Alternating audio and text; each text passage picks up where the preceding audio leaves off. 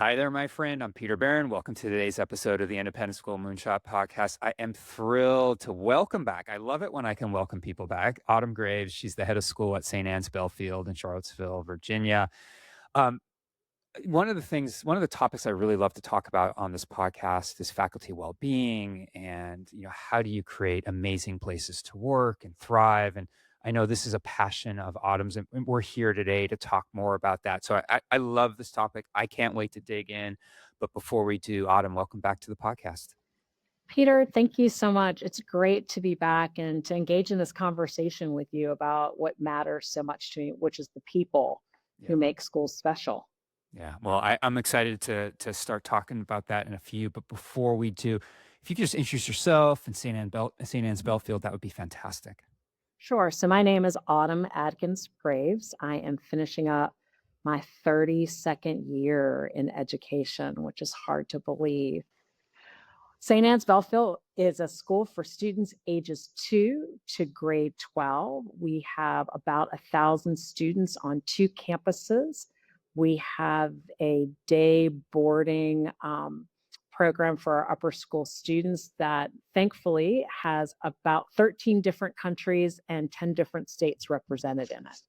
Yeah. Autumn, one of the things that I have heard from heads of school and some of the schools that I work with is that they're in markets where it's just really hard to be able to make housing work, right? Like that's just it's a core challenge. I'm thinking of one in particular where like the median home price is 3.5 million. Like how do you make like how does anybody make that work? So what can schools do about this? And I guess, what approaches are you seeing or are you thinking about that are gaining traction? Well, Peter, that's such a big question right now. I mean, all over the place. When I think about where most of our independent schools are geographically located, they're often in communities that have very expensive housing. And so the idea that you want your teachers to be nearby so that they're not spending 45 minutes to an hour commuting each way means that they have to be able to live someplace in a very affluent area. And Charlottesville has been an expensive place to live for decades now because of our location, and I would say the University of Virginia. And all of the folks that go there for grad school, many people want to come back here. And so it's great that they do want to come back here. However, they have New York City or Chicago or London money.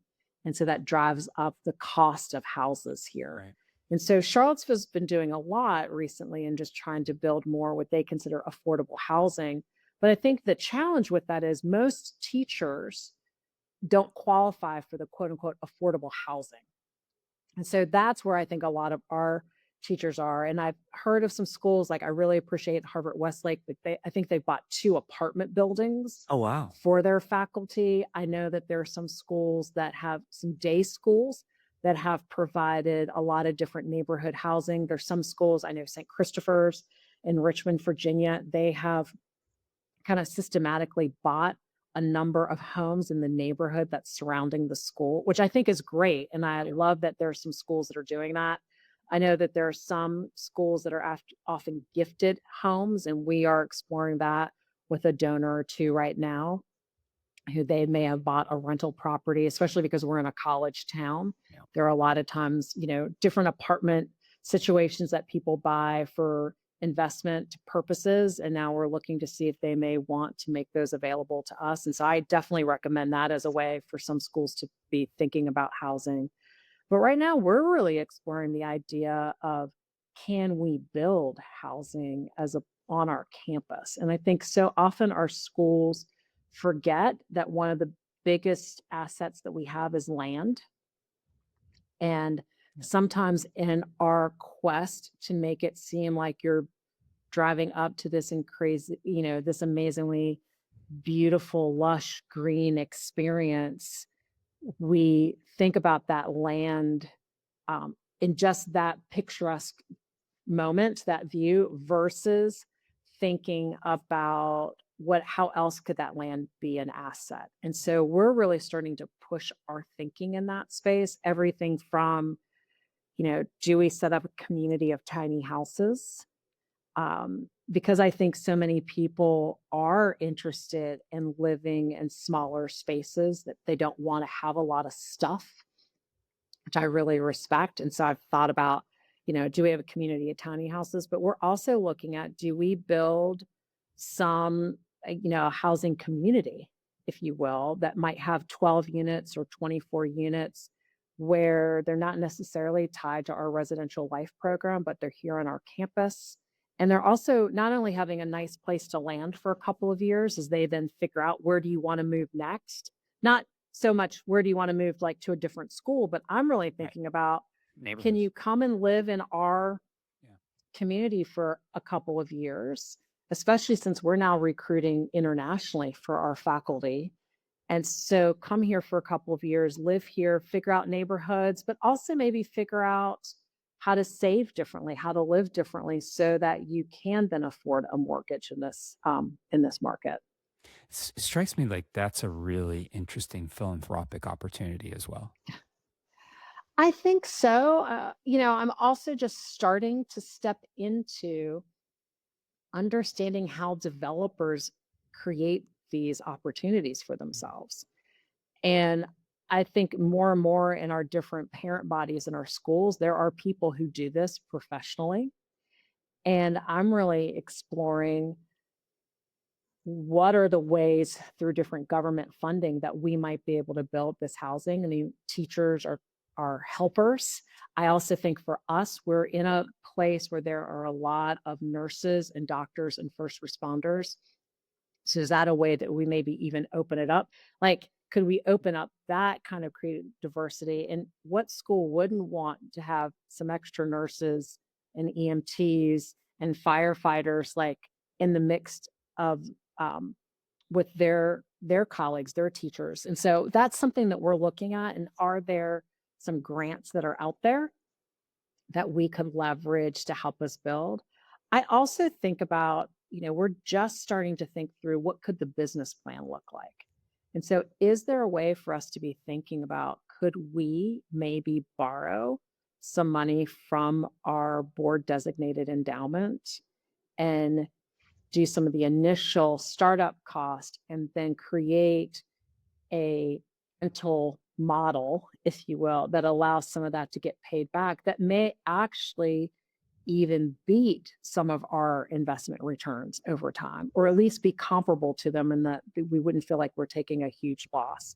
Because I think we'd be gaining money in other ways by us not having some of the recruiting cost, that we are paying to all these different search firms. Yeah. One idea that I've seen, and I don't know how well it's done. I actually interviewed, I did an event a couple of years ago, and I had the founder of this company, as part of this event. And now, clearly showing my age right now because I can't remember the name of the company. So if I find it, I'll put it in the show notes. It was a few years back. Do you remember what I'm I talking about? can't remember. I do, because I feel like I looked at that or read it or something. Like, it was your. I feel like you generated some content I that did. I helped did. me to know about this company, and I started to explore more, and now I can't remember the name of the company. I know. You did Gosh. it. He's Seattle based. I heard Yeah. him on How I Built This. He was interviewed on that podcast, which is, if you listen to this pod, people know that's like my favorite pod. But Yeah. what it ended up do what it the basic premise is that the school helps parents, sorry, helps faculty with down payments. And Yes. so then the down payment is made when the house appreciates when it's sold, they Yep. then take their percentage of appreciation at the sale of the home. And I always thought that's really interesting. It's hard to scale. You have to have Yeah. huge amounts of capital to be able to Right. do that. But what I'm hearing from you and from this other person is like, okay, you got to be creative. Like, you have to be willing to put everything on the table and have, really interesting conversation around what makes the most sense for our school, because this is a big challenge. And I think we have to pay attention to it. So I'm thinking about it as, I I believe that teaching is probably one of the most emotionally taxing jobs that's Right. out there, Right. because I think you are giving so much to kids, you're pouring so much into them each and every day. You are always thinking on your feet. That's a level of energy and attention that you have to be giving all day long. And so I feel like it's part of our responsibility to figure out, well, then how do we create the conditions to allow people to continue to do that work? Yeah. And there are different ways that we need to be thinking about alleviating burnout. But I do think if you're feeling stressed all the time about housing, uh, if you're I mean, I just think if you have to drive an hour and that's not your jam. Like there are some people that like love to drive an hour or want to commute far because that's how they decompress. And I totally get it. Or they really do want, like I have a colleague here. She said she's intentionally moving further out of town because it's more important for her to have her horse near her. And I'm like, Yeah. yeah, that makes a Sure. lot of sense. That's Yeah. that's how you restore. But I think for a lot of people that may not be their choice and they'd much rather not have a big commute. And I'm also grappling with weather has changed so much. And I would like to have more and more teachers here so that when there's bad weather, we Yeah. can still hold school because that's the other piece that we're grappling with. We did a study of our current faculty and we mapped where they live against what decade they're in their life. And what we are noticing is that more of our faculty who are in their 50s and 60s live close to school because they all bought their homes when there was a 0% interest and you could kind of just start to get into the market. So as I think about those colleagues retiring, where are my next colleagues going to live? Right. And are you finding that most people are living further away? They It's like, are. yeah, yeah.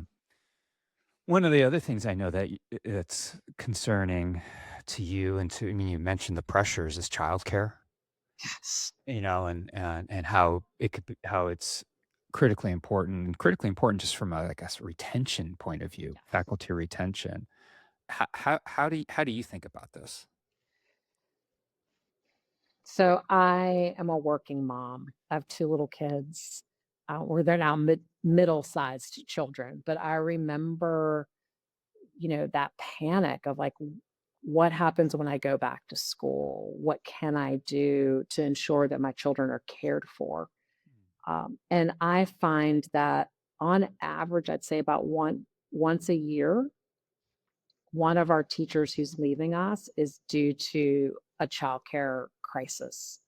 And that crisis is everything from I've run the numbers and it doesn't make sense for me to keep working now that I might have my second or third child. Like I'm going to spend more on childcare than I am making. And so why would I do that? To teachers saying the childcare centers or the daycare centers don't open until 8 o'clock or don't open until 7:45. I have to be in my classroom at 7:45 to receive my students. And the idea of us pushing the opening of school later and later, especially for our younger students, doesn't make sense because those parents need to get to Right. work too. I mean, Yeah. it's like Right. this. Yeah. Yeah. And so we've started to uh, really think deeply about what can we do for them and can we design a childcare center that is for infants to kind of age 2 so that it gives them a chance to know, like for teachers to have a place that in many cases would be, I call it the one-stop park. So if you're coming to this campus anyway to work, Yeah. you might be able to drop off your children there. And I think there's some really cool teaching and learning opportunities embedded in that. So love the idea of if we have this center and we're right now starting to draw up plans and look at and it's a space within an existing building. We're reimagining space. It's not building the $1 million childcare center. Right. But I'm thinking about already, can some of our lower school or middle school students for a Spanish class be able to go over and do kind of like a language class with these infants and early toddlers because that's the time when you want them to learn the language? Or could they be doing a sign language class with them? We teach music and movement. It's out of the Orff tradition. Can our students go and do a class with these little ones? And so I think that there's some really neat potential intergenerational work that can happen from a curricular point of view as well. But I also think that for a teacher to know where their child is, and we're thinking about how this would be open from 7 or 7:30 in the morning until 6:30 so that you could continue to coach. If someone needed to finish up their workday and then want to go work out, they would still be able to do those things and know that they're taking care of themselves, but also know that their child's taken care of. What about burn-in programs for new Yeah. teachers?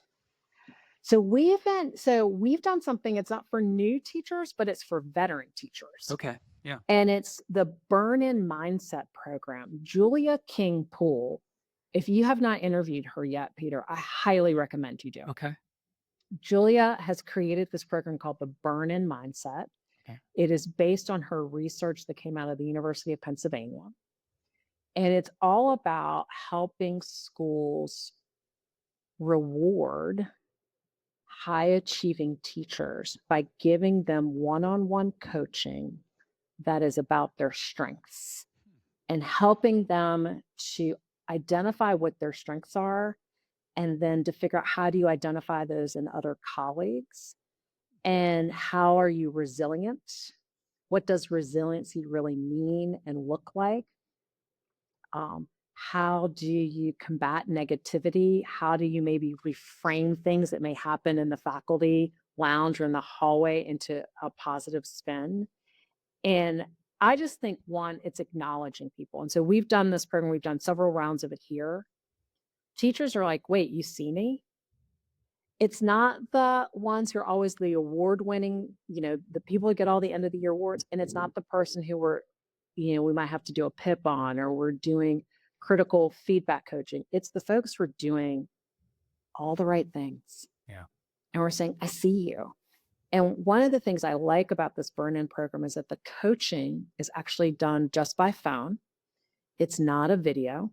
And so you can be doing your coaching session driving home. You can do your coaching session while you're walking the dog. You can do your coaching session while you are sitting in the dark with a candle burning. Like, however you want to do it, you can. And I think those 4 sessions are so powerful. And we actually did it for all of our, not only for teachers and some administrators, we've actually done it for our colleagues who are what I call the welcome folks. So all of our admin assistants who man doors, to give them a place to be acknowledged, think about what they do, what are their strengths, how, because oftentimes they're a first responder. Yeah. Sure. And I don't know that we always in schools have acknowledged them and show our value for them. And so that's been, I think, a really beautiful program. And I'm hoping that Julia can then help us think about what's the round 2 of this programming, because I'd like to continue to provide it for teachers. And we've just secured some philanthropic funding that I think will help us to do kind of the next round of this for our veteran teachers that we want to keep. That's great. I'm like an enormous advocate of coaching. I had the privilege of having a coach when I was at EMA, and she changed my life. And Yeah. I couldn't agree more with phone versus Zoom. Yes. I couldn't. I had a really hard time doing those coaching sessions on Zoom to the point where I said we have like phone is the way, because that way I can like move and like really think. 'Cause I think better when I'm moving, and that was some of the deepest thinking I would ever have to do during the week was when I would have, or the month was when I had that phone call. Peter, you think about it. How many of us are able to think deeply with someone staring at you? Oh, And yeah. it's just weird. I guess the one thing I have is like I don't have to worry if my hair looks good because I don't have any. But but it is Yeah. it's really really hard. Yeah. Yeah, it's hard. Um, talk about. I mean, I think this is a good segue into mental health and making an investment into mental health both for your students and for your Mhm. faculty. I mean, what does that look like for you? Like, how do you think about that? So in the time that I've been at St. Anne's Belfield, we have really leveled up our emotional support services for students, but as well as as well as employees. And we've done that in a couple of ways. One, we just needed to ensure that we actually had counselors in each division. We now have in our boarding program, we have a um, counselor, a therapist, credentialed therapist that's just for our Res Life kids who comes once a week and does therapy and group and sessions with them, like in our nurse's office, kind of a teledoc Yeah. situation.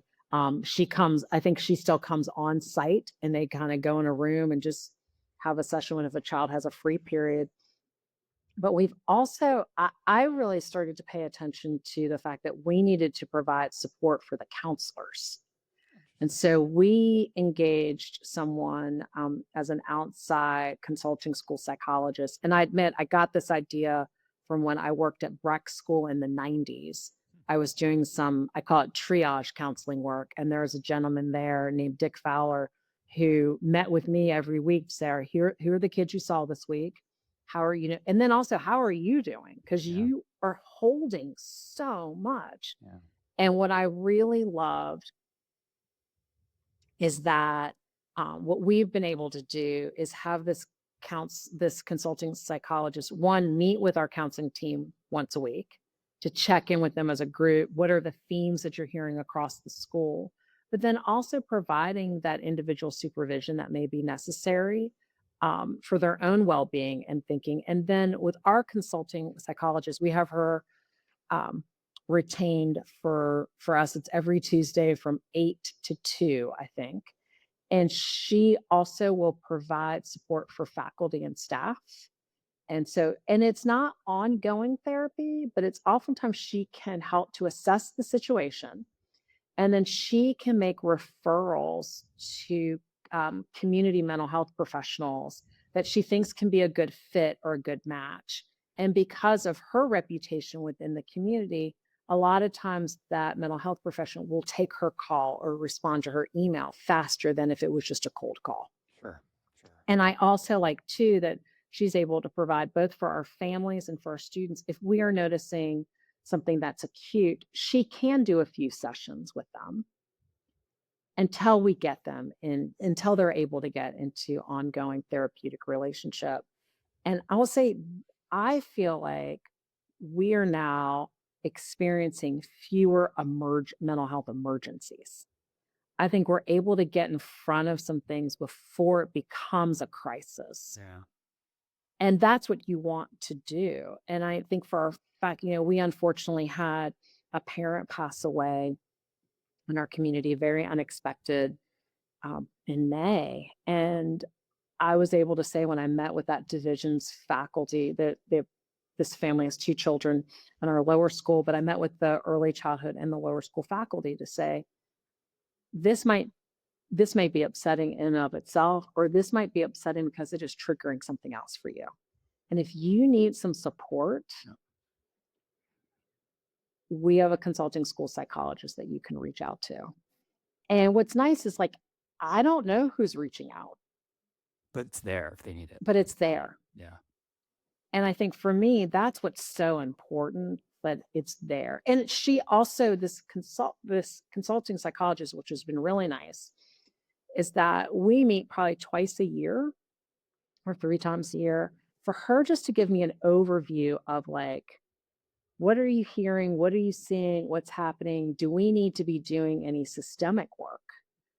And so that's really been good for me. And she gave me some insights and some things for us to consider that we need to work on over the next, few months. None of it's crisis, but I'm trying to get in front of the crisis. Well, it's doing the work, right? Yes. Yeah. Yeah. Yeah. I love that. Yeah. Autumn, do you feel like there's been a rise in the way, like scripted talking points and communication frameworks for teachers? Like, and where's that coming from? Peter, it's been shocking to me the need, the request for so many people. Well, tell me what I'm supposed to say. Yeah. And I think that's coming from a couple of places. I think one, we live more and more in a world, it's all about the talking point, it's all about the clip. And so I think more and more of us are leery of, I don't want to stumble I don't want to, so I don't want to say the wrong word. Right. And I get that. I mean, because we often are seeing in our algorithmic, you know, informed feed, the well-meaning person who said the wrong thing or the wrong way, and then it just lives on. Yep. I think we're also seeing we live in a more litigious society. And so I think teachers too, especially during COVID, began to feel more exposed because parents were listening into them teaching via Zoom. And so I think teachers just inherently, all of a sudden, their work came under far greater scrutiny than it ever has come under. And I think they're just nervous about saying the right or the wrong thing. I think too, and thankfully these things have not happened at my school, but I hear these incidents from other schools where kids have recorded teachers saying things or and so I feel like teachers are just Yeah. heightened in concern. And I understand. Like this is not a weakness of them. I understand that there are all these other factors. And I also feel like the last thing I would say is I think that teachers are more aware of the power of their words and that they are by nature people who care so much about the intention of language Yeah. and how it lands on people. And so when you have that, I call it a skill, when you have that sense of the power of words, and you know that we're now in a society, or there are just things that are coming up, like, you know, around artificial intelligence, let's say. And well, it is our stance. Well, how do we feel about this? Well, what can I say? What can I not say? I mean, I think we've done training at our school around you can tell kids you voted, but you should not be telling them who you voted for. And how do you navigate through those moments where kids may be aware of what your beliefs are, your practices are outside of your professional domain? And then what can I say or not say? So I think all of those are pieces of the rise of this. Can you just tell me what I'm allowed to say? Yeah. And The I get it. complexity of it all, right? Yes. Yeah. Yeah. And I think it's meaning that as school leaders, I have to be more aware of ending sometimes meetings or segments or like, and here is what you can take from this to share more broadly. Yeah. There you go. Here and that's something that I'm working on in my own uh, management practice. I won't even call it a leadership practice, my own management practice of I need to be really clear with people about what's public, what's private, what's inside information, just to help people know what lane to stay in. Because the vast majority of my colleagues here want to be in the right lane. Of course. They're Yeah. not trying to upset the apple cart. Yeah. You know, what I appreciate about this a lot of things I appreciate about this conversations, but like if I look at it more like at the 10,000-foot level and kind of looking down at the things we just talked about, what I'm hearing is that you have a huge commitment to making sure that your faculty thrive, right? Like housing, childcare, mental health, like just keep going down the line. When you think about it from as a strategy, right? As you Right. think about it as a strategy for the school, like what does that commitment actually require? You know, because there's a lot of work clearly a ton of work that's going on all of this. It requires time and money.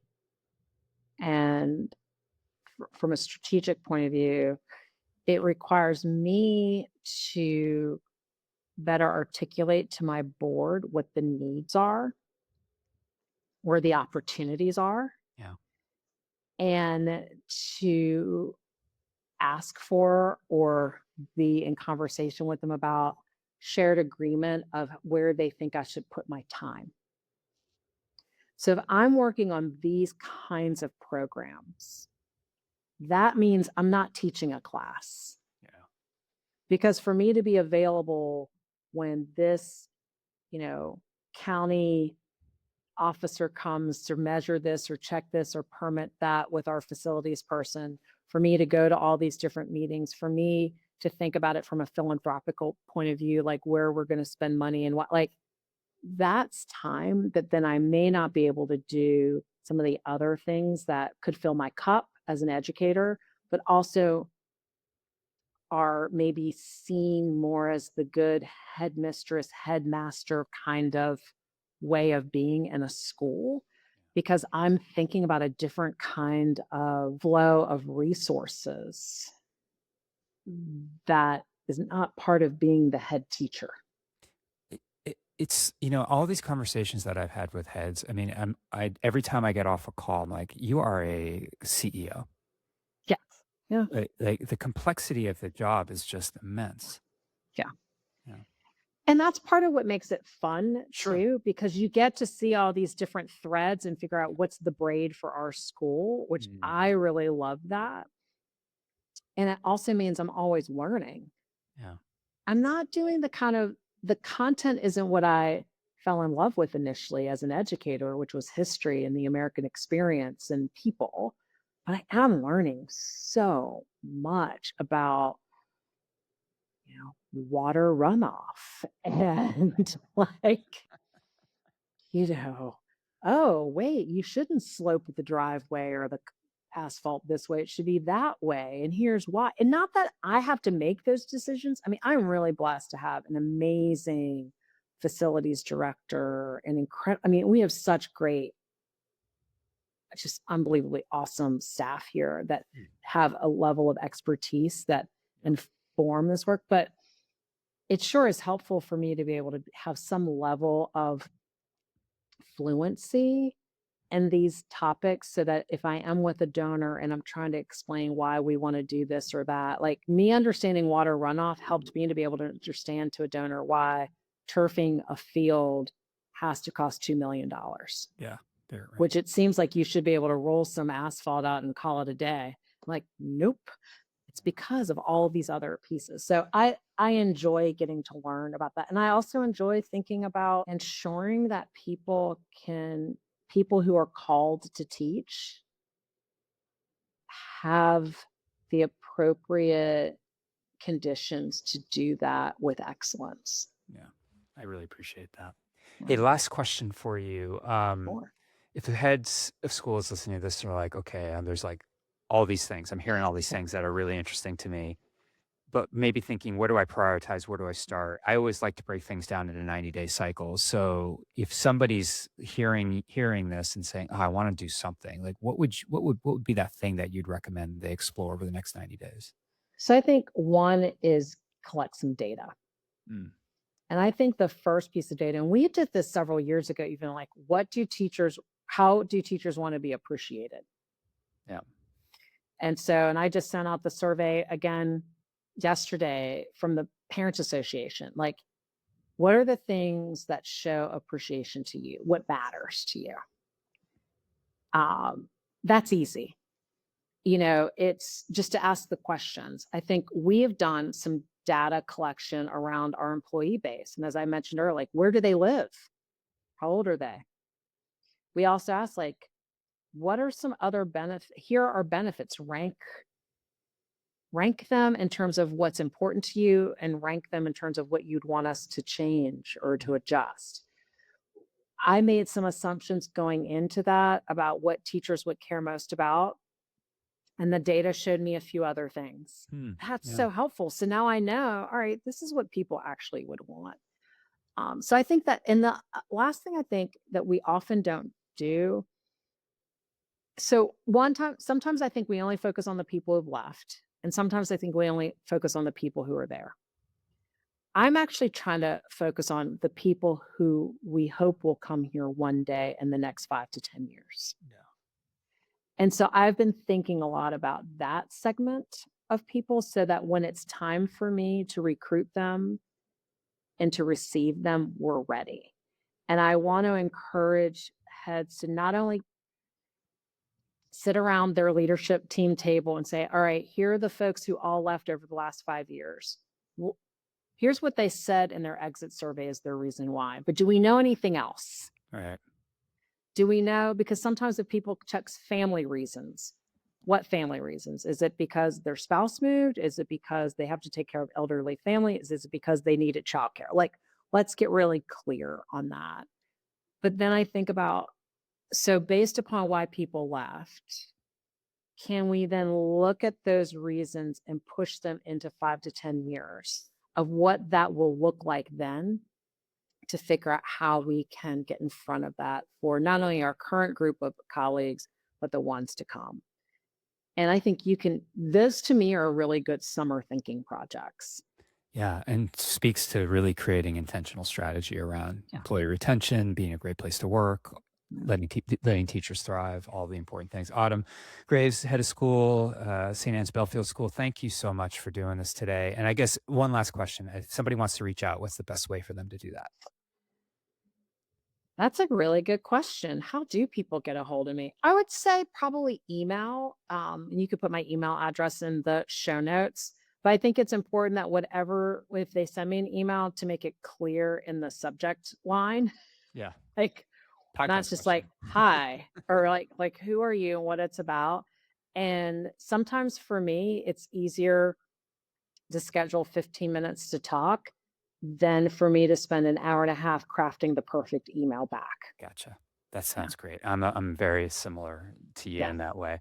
Autumn, thank you again. And for those of you who are part of Moonshot Lab, hang tight with the extended interview is about to begin. But Autumn, thank you again. Thank you.